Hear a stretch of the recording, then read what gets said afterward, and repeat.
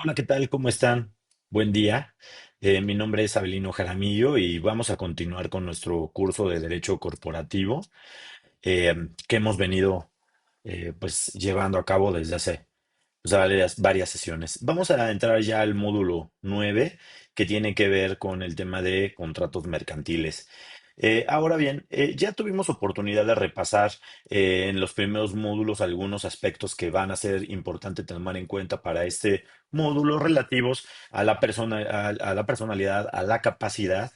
y a los actos de comercio. Esto es algo que ahorita va a cobrar cierta relevancia para que podamos pues continuar con nuestro estudio. Em,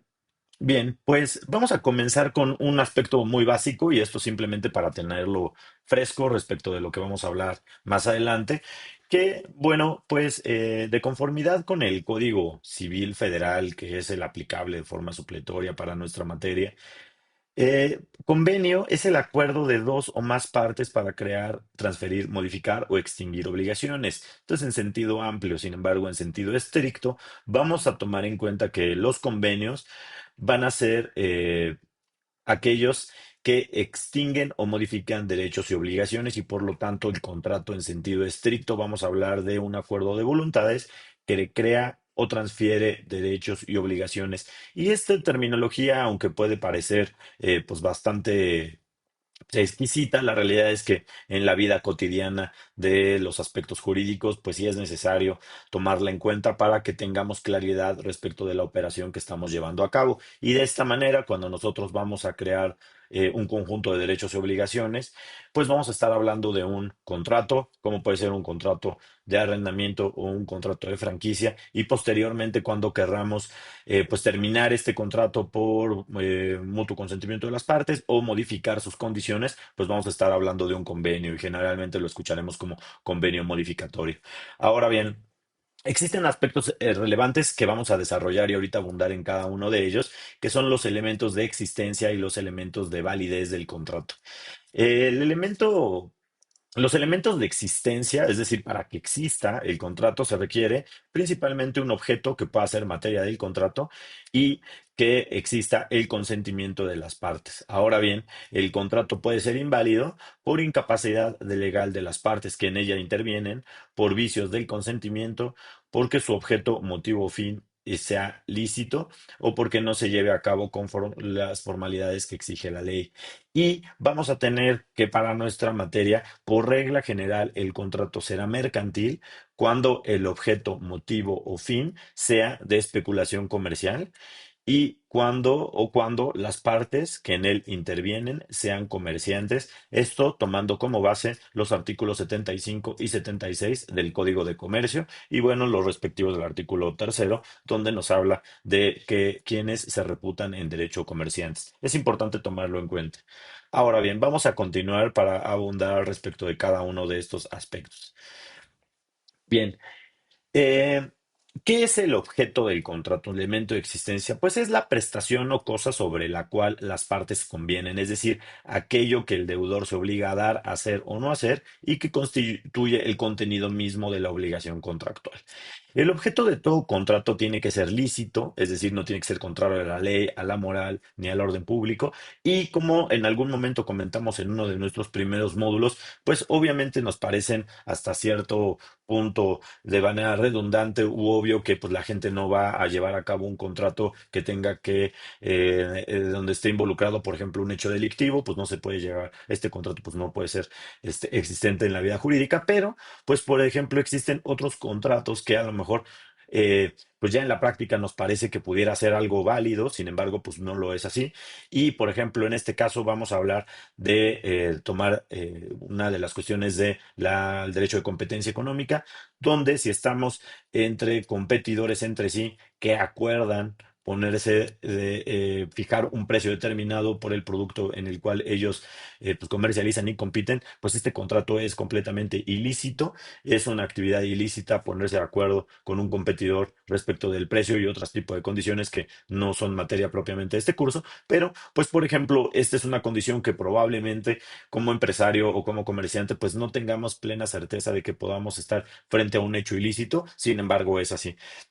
Entonces, pues es importante tomar en cuenta y por eso siempre estar acompañados de nuestro abogado corporativo para que nos ayude a revisar nuestros contratos y operaciones mercantiles y no estar frente a uno de estos supuestos que eventualmente, pues cuando querramos reclamar el incumplimiento, advertamos que estamos frente a un hecho ilícito y pues consecuentemente no solamente no podemos reclamar su cumplimiento forzoso, sino que podamos estar sujetos a una posible responsabilidad. Ahora bien, el contrato puede ser, tiene que ser, perdón, el objeto tiene que ser posible, tanto física como jurídicamente. eh, y tiene que ser determinable o determinado de modo que pueda saberse con certeza que debe cumplirse. Y para esto también es indispensable estar acompañado de un abogado corporativo porque pues de repente el contrato que hicimos o que nos proporcionó la inteligencia artificial pues no tiene claridad respecto del conjunto de obligaciones y derechos que las partes quieren convenir y eventualmente al querer exigir su cumplimiento vamos a encontrarnos en ciertas imposibilidades y dificultades. Ok, en materia mercantil, y ya lo señalábamos en la diapositiva previa, el objeto debe de ser de naturaleza comercial, esto es relativa a los actos de comercio o a bienes y servicios destinados al tráfico mercantil. Ok, pasemos al segundo elemento de existencia que es el consentimiento, ¿no? El consentimiento es el acuerdo de voluntades entre dos o más partes que tiene como objeto propiamente, pues ya crear, transferir, modificar o extinguir derechos y obligaciones, ¿no? Y este acuerdo se forma cuando una de las partes propone, es decir, hace una oferta, un acto jurídico y la otra lo acepta. Existe una aceptación en los términos de la propuesta, dando lugar al perfeccionamiento del contrato, es decir, es cuando coinciden la voluntad de un oferente con la voluntad de un aceptante y al momento de que existe esta coincidencia del acuerdo de voluntades, pues ya se perfeccionará el contrato. Y es bien importante tomar en cuenta esto porque por regla general en materia mercantil el contrato se va a perfeccionar cuando se llega al acuerdo de voluntades con independencia de la formalidad que pueda llegar a exigir la ley para algunos actos específicos. Pero para el tráfico mercantil y propiamente la materia mercantil, tratándose de distinguirse de la materia civil y brindando o buscando brindar una flexibilidad y agilidad al tráfico mercantil, pues no exige formalidades excesivas para que se perfeccionen los contratos y de esta manera pues hay que tener mucho cuidado, pues nosotros siendo comerciantes, siendo empresarios, pues tenemos que entender que por regla general al momento de aceptar una oferta que tiene que ver con un contrato mercantil, pues vamos a estar obligados a su cumplimiento en los términos y condiciones que así fueron pues propuestos o establecidos, ¿no? El consentimiento, y como vamos a ver más adelante, pues respecto de los vicios, tiene que ser libre, tiene que ser consciente, tiene que estar exento de vicios, como puede ser el error, dolo, violencia o mala fe. Ahora bien, hablemos de la capacidad.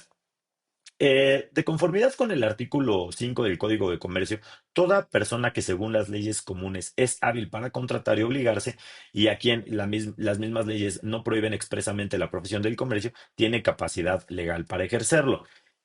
Nos señala que no pueden también ejercer el comercio los corredores, los quebrados que no hayan sido rehabilitados o los que por sentencia ejecutariado hayan sido condenados por delitos contra la propiedad. Ahora bien,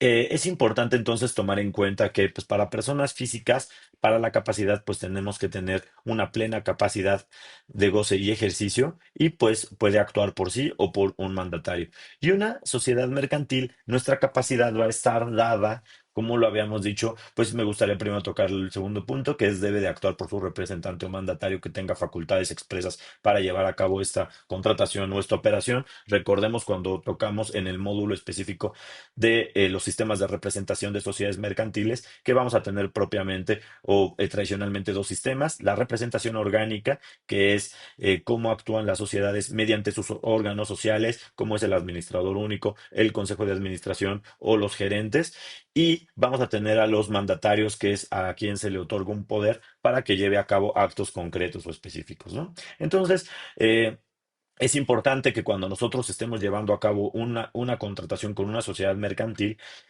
nosotros como empresarios, pues nosotros dispongamos, bueno, si yo soy el administrador único de esta sociedad, por regla general voy a considerar, pues, voy a tener facultades plenas para obligarla y por lo tanto en mis apartados de declaraciones voy a señalar que tengo facultades para obligar y representar a la sociedad en los términos del contrato que se expone, de conformidad con el instrumento tal que es donde se me nombró como administrador único. Lo mismo si va a ser un apoderado el que actúe, señalar que tiene las facultades plenas para actuar en nombre de la sociedad en términos de esto.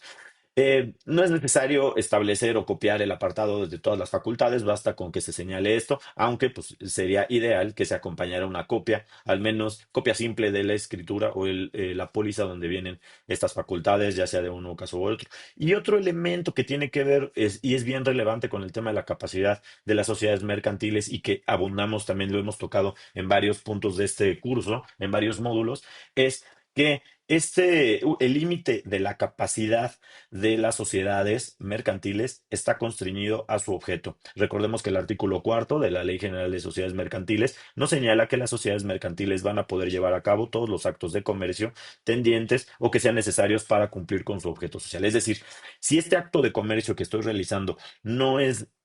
necesario o no se relaciona de alguna manera para que yo pueda cumplir con mi objeto, pues entonces aquí habrá un vicio en la capacidad de la sociedad que está llevando a cabo el contrato. Entonces, de esta manera, pues también tendremos que relacionar una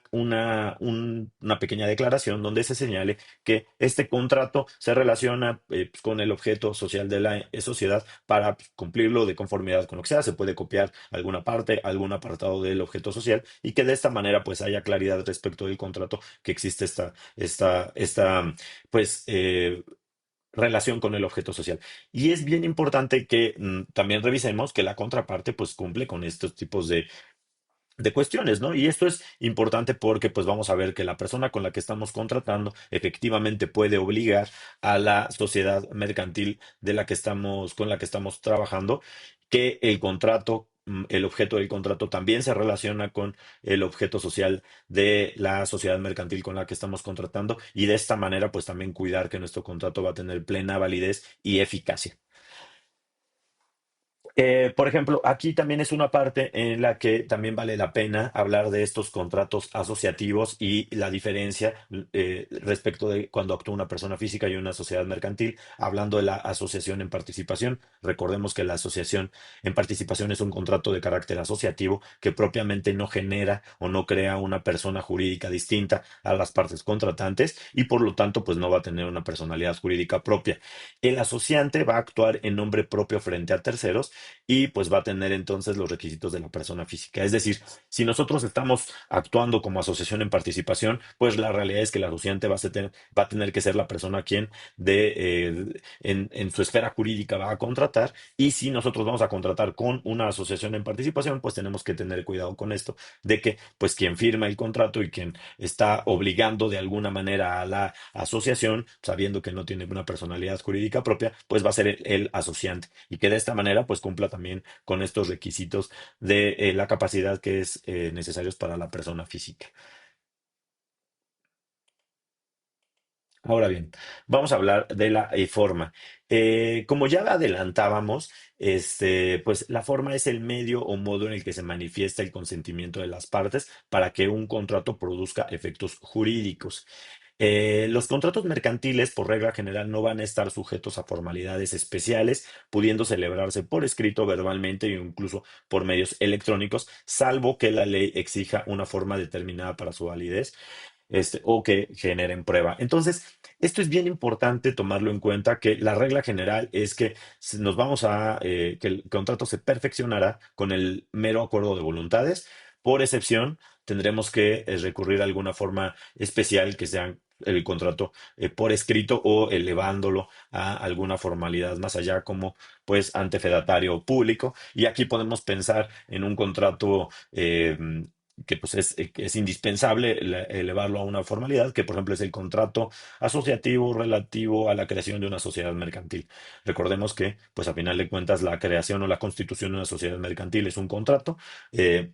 en contrato social y este contrato, pues, lo que la ley nos exige es que se tenga que elevar a instrumento público e inscribirlo en el registro público de comercio para que surta todos los efectos legales, especialmente frente a terceros, con las consecuencias, pues, correspondientes que ya vimos en los módulos anteriores. Sin embargo, bueno, pues existen otros contratos que no necesariamente, y pues vamos a hablar, por ejemplo, del contrato de suministro, que es muy común en el que alguien que presta, más bien brinda un producto a otro, pues se genera este contrato de distribución, vamos a llamarlo mensual, y que pues, realmente se perfecciona con la emisión de la orden de compra y con la factura y entrega del producto. Pues la realidad es que nunca se generó un contrato donde se establecieron las condiciones específicas, todo fue por teléfono o fue por un correo electrónico en el que se dijo, pues sí, necesito tal producto, tanta cantidad, de tal calidad, y pues aquí te va mi orden de compra. Uno recibe la orden de compra y posteriormente pues ya entregará el producto con la factura y la orden de compra para su sello y de esta manera pues ya tenemos perfeccionado un contrato de suministro de materia, ¿no? Entonces, pues en materia mercantil funciona de esta manera y excepcionalmente vamos a requerir algunas formalidades. Es bien importante, por lo tanto, estar acompañado y siempre asesorado del abogado corporativo para que nos indique si este contrato que nosotros pretendemos realizar va a ser válido únicamente con la manifestación del consentimiento o si tenemos que elevarlo en algún instrumento o por escrito. Ok, ahora bien, ¿cuáles son? El Código de Comercio nos señala que cuáles son las disposiciones generales que te tienen que tomar en cuenta para la contratación mercantil y pues estas son básicamente las disposiciones. Vamos a irlas tocando de manera breve cada una y pues comenzamos. Esto está regulado en el artículo de los artículos 77 a 88 del Código de Comercio, donde nos indica pues, propiamente cuestiones que probablemente pensaríamos que son pues, hasta cierto punto obvias, pero otras no tanto. Las convenciones ilícitas no van a generar obligación ni acción judicial, como ya mencionábamos respecto del posible objeto ilícito. Ahora bien, las partes se obligan conforme a su voluntad o como parezca que quisieron obligarse, y esta es una regla excepcional del materia mercantil. Otra cuestión es que, pues, en materia supletoria, pues nos vamos a ir a a las reglas del derecho común establecidas en el Código Civil Federal. Cuando se trata de contratos que requieren una formalidad, pues su falta implica que no producen efectos ni pueden exigirse judicialmente. Los contratos celebrados por medios electrónicos se perfeccionan cuando se recibe la aceptación de la oferta y esto es bien importante considerarlo ahora porque pues, la realidad es que dentro de la dinámica comercial mucho se lleva a cabo ya sea por vía de teléfono, por correo electrónico o incluso por mensajería de datos de nuestro celular. Pues la realidad es que es bastante común que se lleven a cabo los contratos por vía algún tipo de estos paquetes de mensajería y pues estos van a ser válidos. Em, los contratos intervenidos por corredores, es decir, que aún sin que necesitemos la formalidad, nosotros pasamos este contrato ante corredor público, pues se van a perfeccionar cuando las partes firman la minuta correspondiente, es decir, la póliza correspondiente que levante el corredor y aquí hay unas reglas generales porque si no se fija plazo para el cumplimiento de una obligación, será exigible a los 10 días si da lugar a acción ordinaria y al día siguiente si lleva pareja de ejecución. Y esto es importante porque en relación con el siguiente punto de que no se reconocen términos de gracia o cortesía por regla general en materia mercantil, pero la realidad es que pues nosotros hemos visto en la dinámica comercial que es común que a la entrega de un bien o a la prestación de un servicio, para algunos clientes, pues se les otorgan algunos días para que se liquide la deuda o que se pague la factura. Vamos, de 30 días o 45 días es lo común. Esto obviamente pues, se acuerda. Salvo las reglas generales, pero entonces lo importante será que si nosotros estamos pidiendo o estamos obteniendo un crédito para el pago de de la prestación de servicio, es decir, yo te contrato, te compro tales bienes, pero necesito que me des 30 días de pago, 30 días de crédito o 45 días de crédito, que al menos lo establezcamos en un correo electrónico donde conste que la otra parte lo aceptó, porque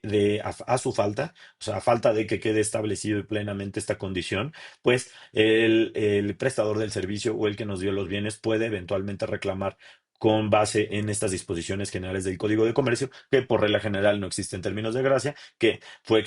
al no ser, por ejemplo, en este caso no lleva pareja de ejecución, esta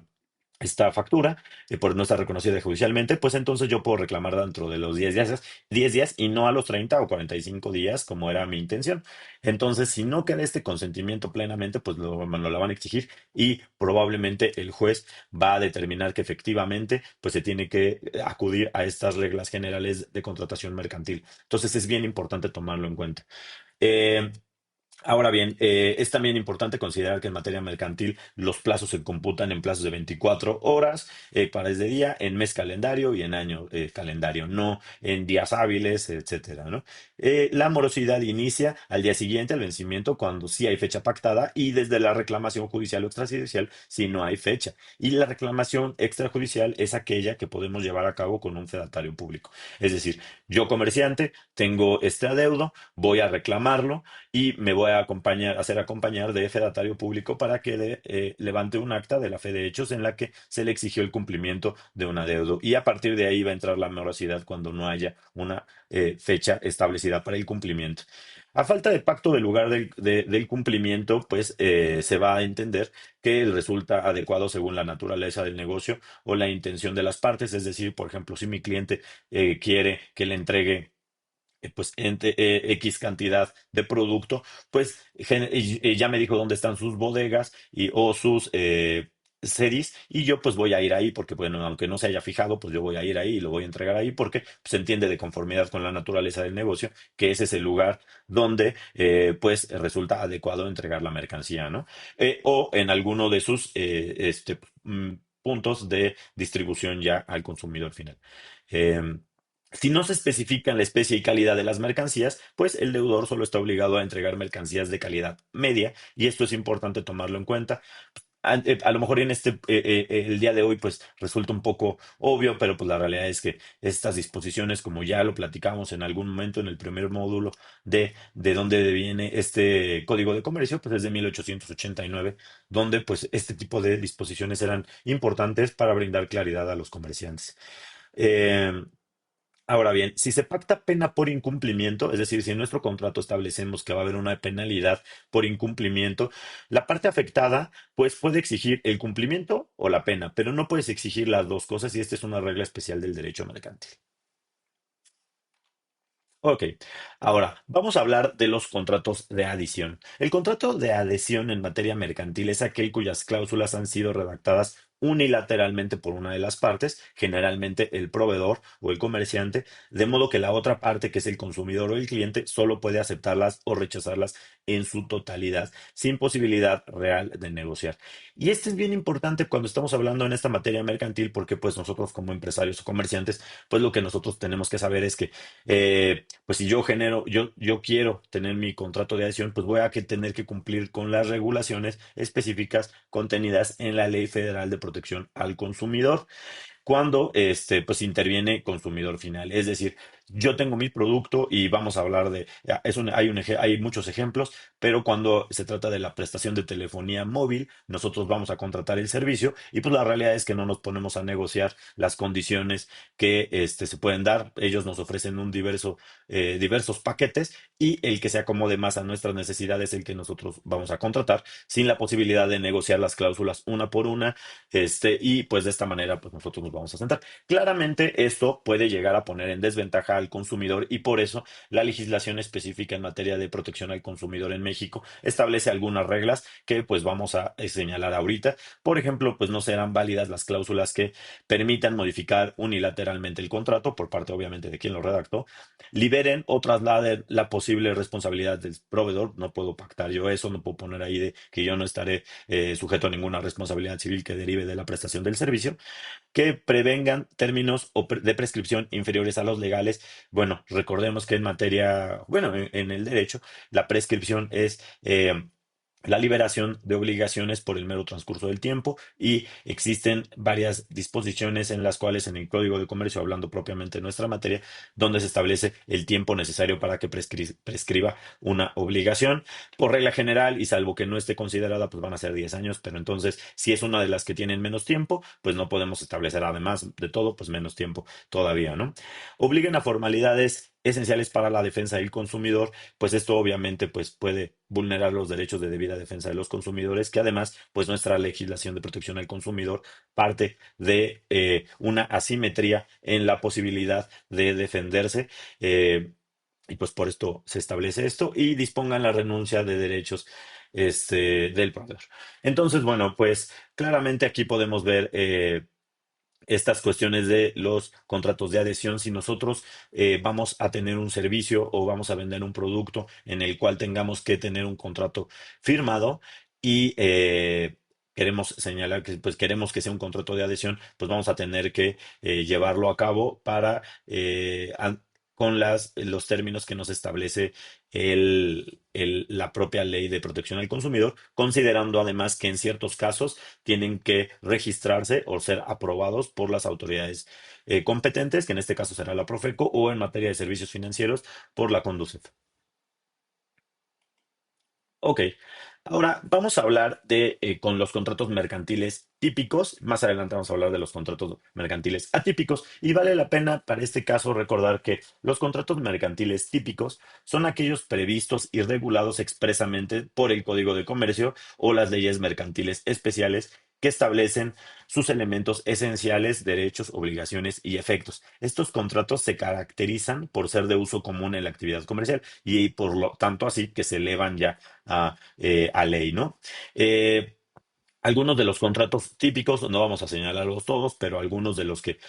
pues, más rápidamente podemos identificar debido a su uso general es el contrato de comisión mercantil, que la ley nos señala que es el mandato aplicado a actos concretos de comercio. Su regulación se encuentra en los artículos 273 a 308 del Código de Comercio. El depósito mercantil, este es otro contrato típico, y se estima mercantil el depósito si las cosas depositadas son objeto de comercio o si se hace a consecuencia de una operación mercantil. También encuentra su regulación en el Código de Comercio. El préstamo mercantil también es un contrato típico y nos señala la ley que se reputará mercantil cuando se contrae en el concepto y con expresión de que las cosas prestadas se destinan a actos de comercio y no para necesidades ajenas a este. Y se va a presumir mercantil el préstamo si se contrae entre comerciantes. La prenda de sin transmisión de posición también es un contrato mercantil típico y nos señala la ley que la prenda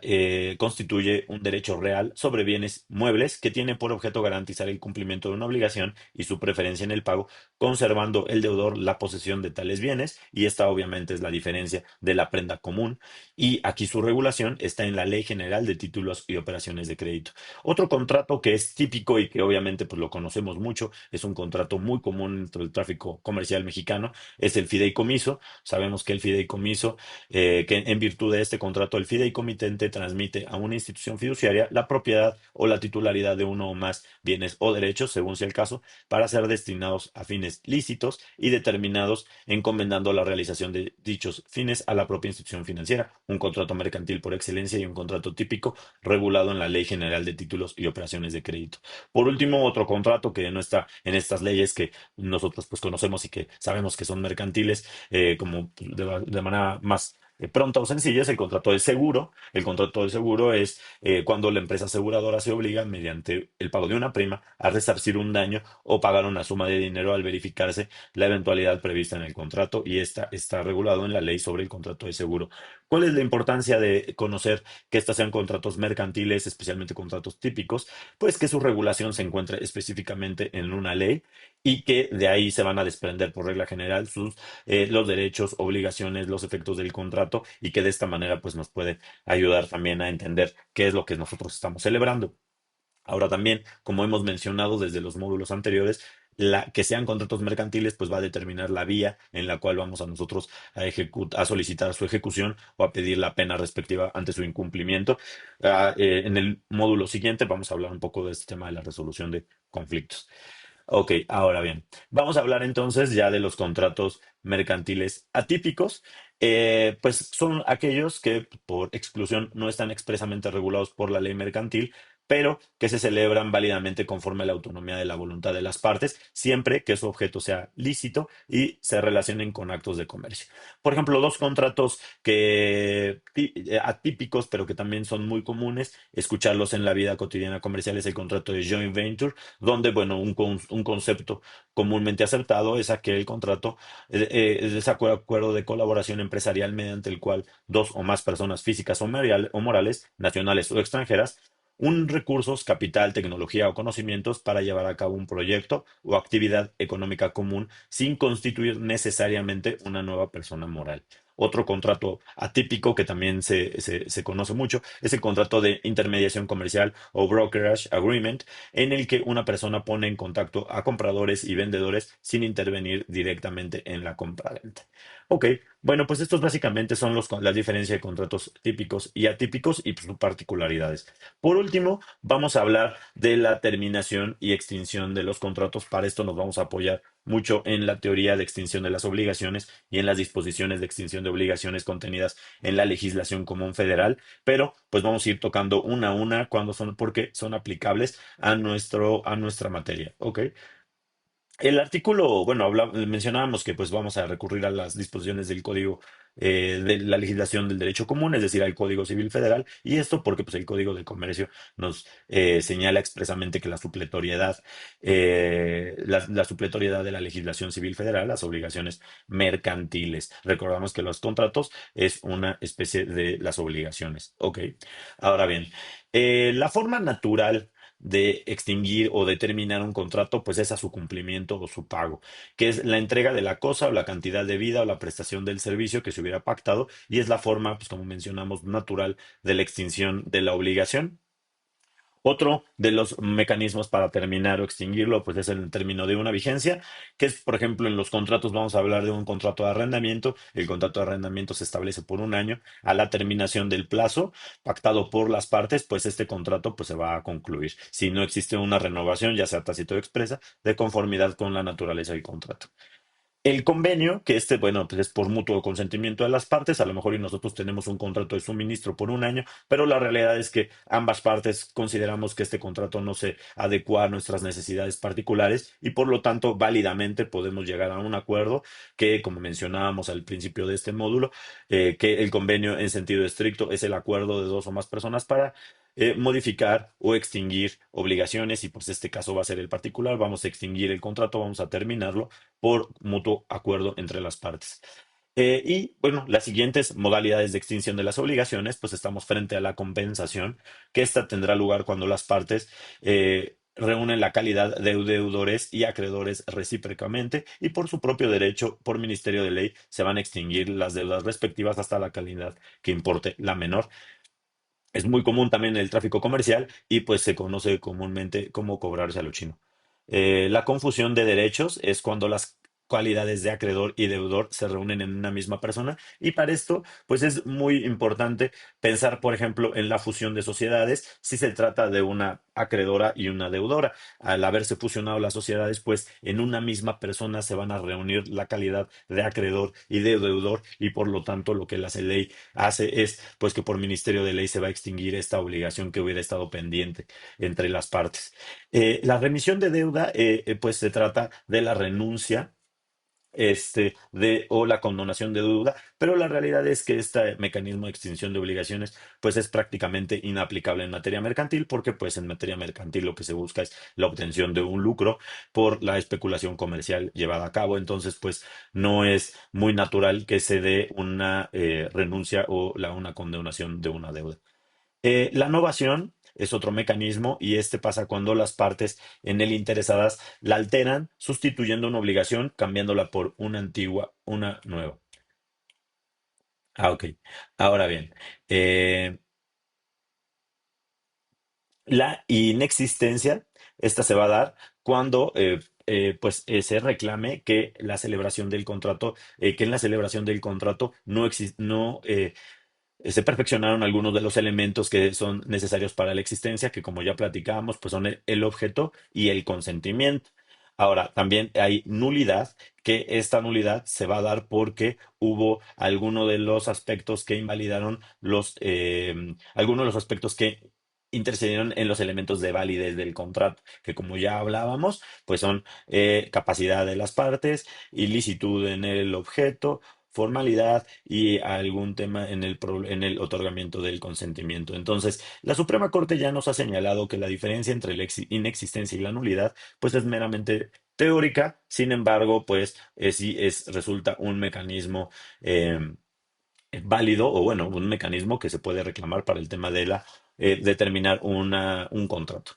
Ok, y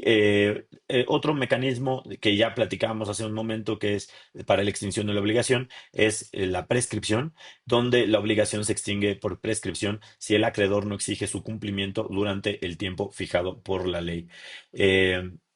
la regla general es que pase 10 años, aunque el Código de Comercio tiene específicamente eh, temporalidades para ciertas operaciones y los plazos para su extinción. Entonces siempre es importante, como mencionaba, pues asesorarse de su abogado corporativo para también tener esto en el radar y también no dejar pasar el tema del tiempo para reclamar un adeudo, que también es muy común, tal vez porque no se tienen los recursos suficientes o se considera que reclamarlo vía jurisdiccional puede ser más costoso. Pues el problema es que vamos a enfrentarnos a que si dejamos pasar el tiempo, pues eventualmente ya no podamos reclamar su cumplimiento al haber prescrito la obligación. Y por rescisión, que es pues cuando se reclama que hay un incumplimiento por alguna de las partes de sus obligaciones y se solicitará la rescisión del contrato. Y como vimos en la diapositiva, en algunas de las diapositivas anteriores, si hubo una penalidad, pues exigir el pago de la penalidad respectiva. Entonces, bueno, pues básicamente esto es lo que vamos a tocar respecto a contratos mercantiles.